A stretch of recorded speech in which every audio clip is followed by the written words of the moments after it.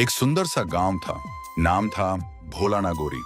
उसी गांव में रहता था हमारा हीरो राइस्टार। एक भोला भाला मिडिल क्लास लड़का, लेकिन दिल का बहुत बड़ा। गांव में हर बुजुर्ग को देखकर झुककर नमस्कार करता। सब उसे पसंद करते थे, लेकिन उसे पसंद थी प्रिया। बचपन से ही दोनों एक दूसरे को चाहते थे। राइस्टार का एक खेत भी था गांव के बीचों बीच। उसी खेत में उसने मेहनत से फसल लगाई थी। उसका सपना था फसल बेचकर पैसे कमाएगा और एक दिन प्रिया से शादी करेगा। राइस्टार का एक और दोस्त था ज्ञान भाई। दूसरे गांव में रहता था, बहुत अमीर घर से था। उसके दादाजी के परदादाजी तक सब अंबानी जैसे थे, लेकिन फिर भी ज्ञान भाई उसका जिगरी यार था। तीनों मिलकर हमेशा साथ रहते, घूमते खाते, हंसी मजाक करते थे। फिर एक दिन राइस्टार और प्रिया की शादी तय हो गई। गांव में खुशी की लहर दौड़ गई, हर गली सज गई। शादी में पूरा गांव शामिल हुआ और ज्ञान भाई भी। शादी धूमधाम से हुई।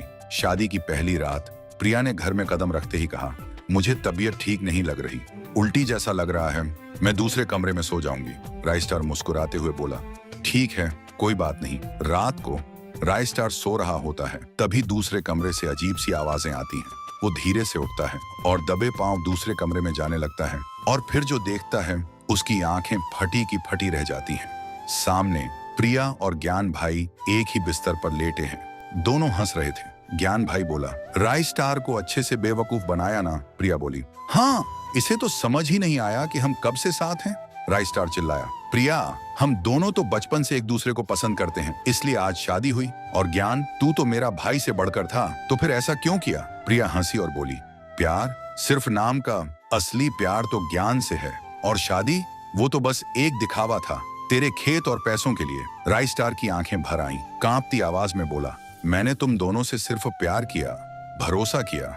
ज्ञान भाई मुस्कुराते हुए बोला, और हमने उस प्यार को बेच दिया अपने फायदे के लिए। और तभी प्रिया ने उठाई एक छुरी और राइस्टार पर वार कर दिया। राइस्टार चिल्ला भी नहीं पाया। उसी वक्त उसकी मौत हो गई। ज्ञान बोला, अब ये कभी वापस नहीं आएगा।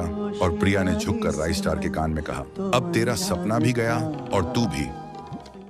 3 महीने बाद एक नई सुबह होती है, लेकिन नारुतो अब भी गायब है। पुलिस उसे पूरे देश में ढूंढ रही होती है। हर जगह उसके पोस्टर लगे होते हैं। मोस्ट वांटेड घोषित हो चुका है। पर उधर सकुरा का पति, जो उसका खून करके वो समुंदर के किनारे लड़कियों के साथ दारू, सुत्ता, ऐश सब कुछ कर रहा होता है, जैसे उसने कुछ किया ही नहीं हो। उसी दिन रात में भारी बारिश हो रही होती है। बादल गरज रहे होते हैं। नारुतो बारिश में भीगते हुए सकुरा की कब्र के पास खड़ा होता है। नारुतो घुटनों पे बैठ जाता है। आंखों से आंसू टपक रहे होते हैं और बोलता है, मैं आ गया सकुरा, पर बहुत देर हो गई।